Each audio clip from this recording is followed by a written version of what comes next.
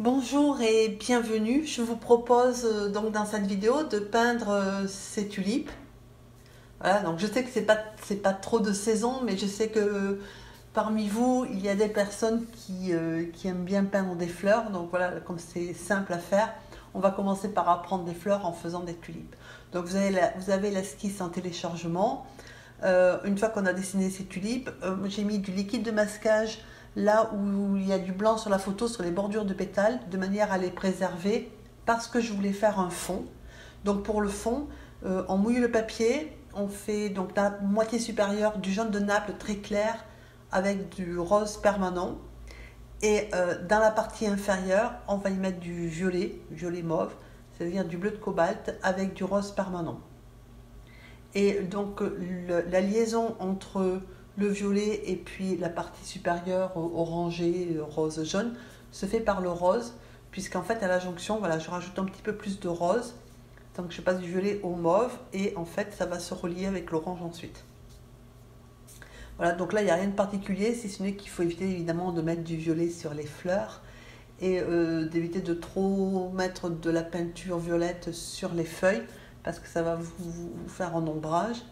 Si ça arrive, parce que moi ça diffuse, il faudra prendre un pinceau une fois que vous aurez fini. Vous prenez un pinceau propre et essoré et vous enlevez en fait la peinture. Voilà. Alors moi une fois sec, j'ai trouvé que c'était trop pâle, donc j'ai rehumidifié pour pour mettre une deuxième couche au fond. Donc vous humidifiez, vous répétez l'opération, hein, c'est-à-dire jaune de Naples et rose dans la partie supérieure, violet mauve en bas. Voilà. Une fois que c'est bien sec, vous enlevez le liquide de masquage et on commence la tulipe proprement dite. Alors il y a deux principes de base. Le premier, c'est que on peint pétale par pétale. Le deuxième, c'est qu'on ne peint jamais un pétale qui est voisin ou qui touche celui qu'on vient de peindre, parce que ça va diffuser. Et une fois qu'on a établi ça, on peint sa fleur. Alors, pour commencer à peindre, j'ai pris du rose permanent et très très clair, c'est-à-dire très dilué dans l'eau. Et je suis en train de mettre de la couleur là où le pétale est coloré. Et dans la partie supérieure et sur les côtés, puisque vous voyez que c'est plus clair, j'ai évité de mettre de la peinture. Et j'ai rincé mon pinceau et j'ai estompé en fait la bordure, la partie où il y a de la couleur et où il y a le papier, de manière à avoir des bords qui soient très, très doux, très diffusés. Et ensuite, on va fonctionner dans l'humide parce que c'est plus facile. On recharge le pinceau en peinture, mais si vous regardez, encore très dilué, hein, le rose est très clair. Et donc, on intensifie certaines parties du pétale, là où il sera le plus foncé. Et de la même façon, on rince le pinceau, on l'essore, c'est-à-dire qu'on n'apporte pas d'eau, on essore le pinceau et on adoucit ou on estompe un peu les bords de la partie qu'on vient de peindre, de manière à ce que ça se diffuse sur le pétale. Voilà. Donc on fait ça tant qu'on est à peu près dans le l'humide, c'est à peu près 3 fois. Ensuite on prend du vert, on met un petit peu de vert dans la partie inférieure de la fleur, et tant qu'on y est, on fait la queue. Comme ça on n'aura pas une queue qui est complètement déconnectée de la fleur. Et puis tant qu'on y est, puisqu'on a du vert sur le pinceau et que de toute façon il faut attendre que le pétale sèche, on fait la feuille. Voilà. Donc le vert, c'est du jaune et du bleu en fait, hein, tout simplement. Voilà. Donc vous peignez dans le sens de haut en bas, hein, c'est-à-dire en fait dans le sens de la longueur, et en même temps vous essayez de varier les coups de pinceau et puis la quantité de peinture, de manière à déjà commencer à structurer la feuille, hein, pour qu'elle ne soit pas uniforme. Voilà. Et ensuite, il n'y a rien d'autre, rien de particulier à faire, si ce n'est qu'à laisser sécher. Alors moi j'intègre toujours un petit peu de rose dans mes feuilles, pour deux raisons. La première, c'est qu'une feuille, elle est rarement toute verte.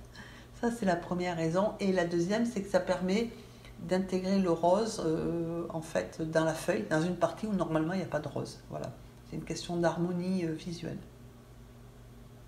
Alors par contre, je suis désolée, mais je peux vous montrer qu'une fleur, qu'une tulipe, hein, parce que déjà en accéléré et une tulipe, la vidéo frôle les 20 minutes. Je ne pouvais pas mettre les deux, même en accéléré. ou alors c'était multiplié par 4 et c'était ridicule, mais ça faisait trop long, donc il n'y a que la tulipe de droite. La gauche, de toute façon, se fait exactement selon la même technique. Donc là, comme le temps que je peigne la queue et la feuille, le pétale a séché, et donc je peux peindre son pétale voisin.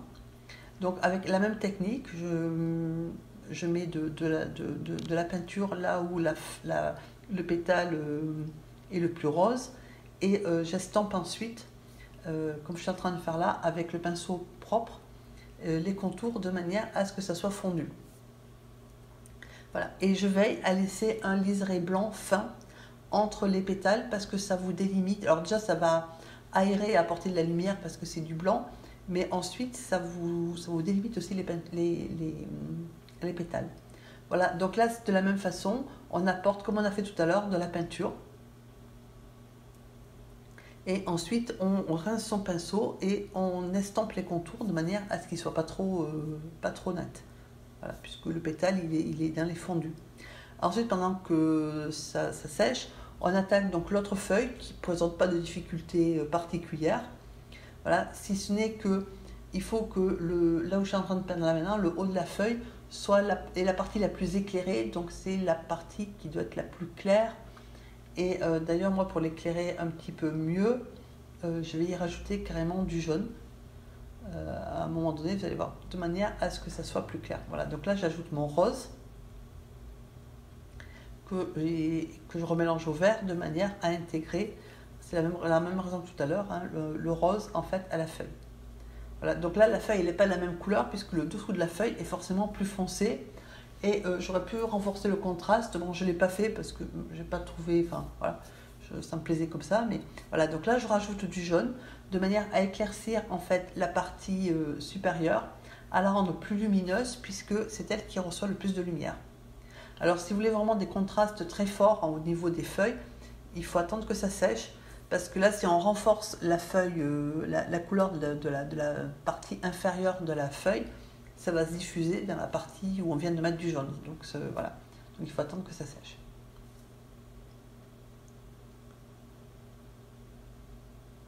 Et donc pendant que notre feuille et notre tige sèchent, on va continuer notre fleur et on va attaquer l'intérieur de la fleur. C'est exactement la même chose. Donc on veille à laisser les parties blanches parce que c'est quand même plus facile hein, que si on met de la peinture. C'est toujours plus facile d'éviter d'en mettre que de rectifier après. Et de la même façon, on la diffuse après avec le pinceau propre.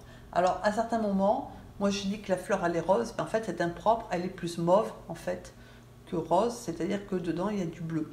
Parce que moi j'utilise la plupart du temps le rose seul, le rose permanent seul, et en fait vous voyez bien que mes fleurs sont plus roses que le modèle, parce que dans le modèle c'est du mauve clair, c'est-à-dire qu'il y a du bleu en fait. Et donc pour l'intérieur de la fleur, et pour les parties un peu plus foncées, il faut y rajouter un petit peu de bleu de cobalt en fait. Et on va avoir un mauve très clair. Alors après l'intensité du mauve, bah, c'est vous qui choisissez, hein, c'est votre fleur. Mais voilà, sachez que pour arriver, pour être plus près du modèle, il faut ajouter un peu plus de bleu. Et pendant que l'intérieur sèche, bah, en fait, on continue le pétale extérieur, le premier, en ajoutant toujours, enfin c'est toujours la même technique, hein, ajout de peinture. Et puis ensuite, on diffuse et on estampe avec un pinceau propre et essoré. Et on travaille dans l'humide tant que c'est pas sec en fait. Voilà. Donc là, on va commencer à délimiter les pétales un peu extérieurs. Alors c'est le plus délicat en fait, ceux-là, et puis les bords, les pétales qui sont vraiment ceux qui ont le bord blanc à l'arrière, parce que on n'a qu'une forme incomplète. Et donc c'est un peu plus, il faut redessiner au pinceau un peu hein, le tracé du pétale, et c'est un peu plus délicat, voilà. Mais bon, c'est pas, voilà, là par exemple, il faut redessiner le modelé du pétale en fait, puisque c'est tout blanc. Il y a des parties qui doivent être peintes, donc c'est voilà, un tout petit peu plus délicat. Mais bon, vous regardez bien sur le modèle et vous essayez de faire quelque chose qui s'en approche.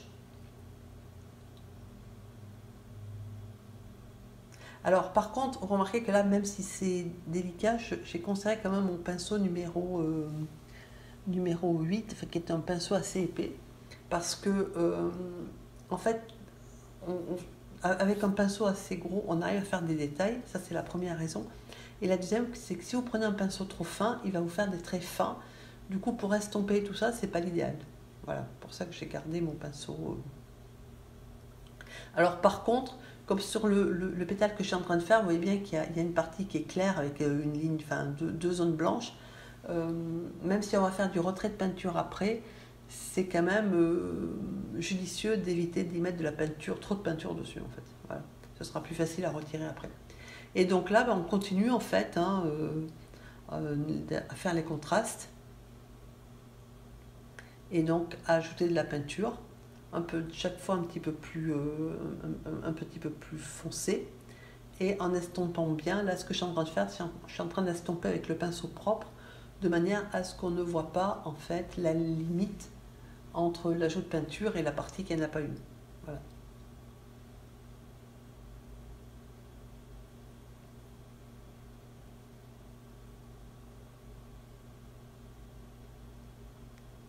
Donc là, par contre, vous voyez que j'ai pris de la peinture plus dense, c'est-à-dire avec moins d'eau. Alors c'est vrai que moi j'utilise, encore une fois, je l'ai fait rose, vraiment rose permanent avec très peu de bleu. Si on regarde le modèle, il y a un peu plus de bleu, c'est pour ça que c'est pas tout à fait la même nuance. Ça c'est une question de goût. Moi je voulais faire des tulipes roses et pas mauve. Donc après, si vous les voulez comme sur le modèle, il faut mettre un peu plus de bleu. Et là par contre, c'est la peinture un peu moins diluée, de manière à avoir un coloris qui soit quand même un peu soutenu. Mais ça reste la même technique en fait, hein, la même façon de faire.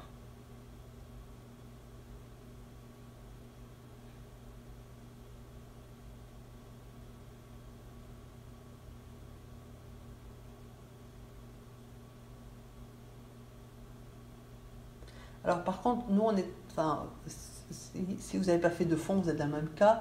Si vous avez fait un fond plus foncé, peut-être que vous allez pouvoir vous en dispenser. Mais mon fond est clair, du coup pour voir le contraste, enfin il va falloir donc suggérer le bord des pétales blanc, parce que sinon s'il n'y a pas de fond ou comme moi le fond trop clair, le pétale ne ressort pas assez. Si vous avez fait un fond comme sur la photo où en fait il y a un contraste, c'est pas la peine de redélimiter le pétale. Voilà, donc ça dépend des. Alors ensuite, on prend le pinceau numéro 2 et on structure sa feuille. Alors c'est juste des traits en fait plus foncés. Et alors vous évitez de les faire continus, c'est-à-dire que ce sont des traits qui sont discontinus, voilà, de manière à suggérer les nervures de la feuille, mais là encore de façon très, très douce, hein, très estompée, et c'est pour ça qu'on ne finit pas le trait, on ne fait pas un trait continu. Et donc tant qu'on est avec le pinceau très fin, enfin le 2, on ajoute quelques détails. Alors si vous regardez les traits que je pose sur le pétale, au 2, vous voyez bien qu'ils sont bien plus précis, ils marquent bien plus qu'avec le gros. Voilà, c'est pour ça que l'essentiel de la fleur se fait avec un pinceau plus épais. Alors par contre, là c'est pareil, hein, on va délimiter, c'est une question pour faire sortir les contrastes, on va délimiter en fait les pétales de manière à justement faire ressortir le liseré blanc. Voilà, donc après, vous faites autant de détails que vous avez envie de faire.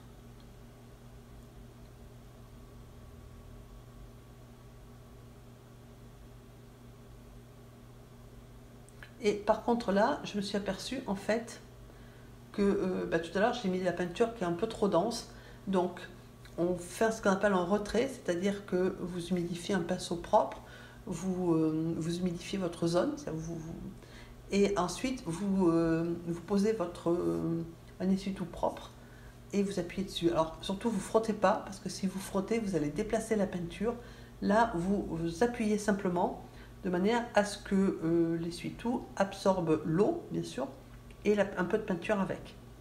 Et si vous trouvez que c'est pas assez estompé, il faut répéter l'opération autant de fois que nécessaire, en fait. Voilà. Donc c'est ce qu'on appelle faire un retrait.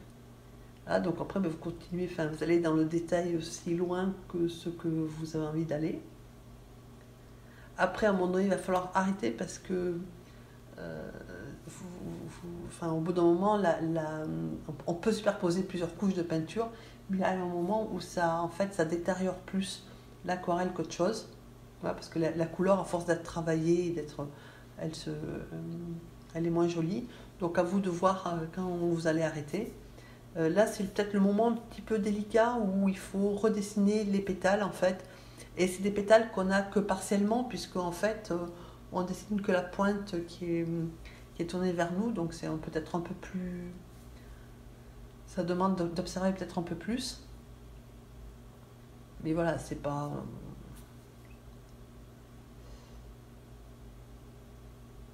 c'est pas non plus infaisable. Voilà, donc après, quand vous faites un retrait, voilà, hop. Donc cette aquarelle est à présent bientôt terminée.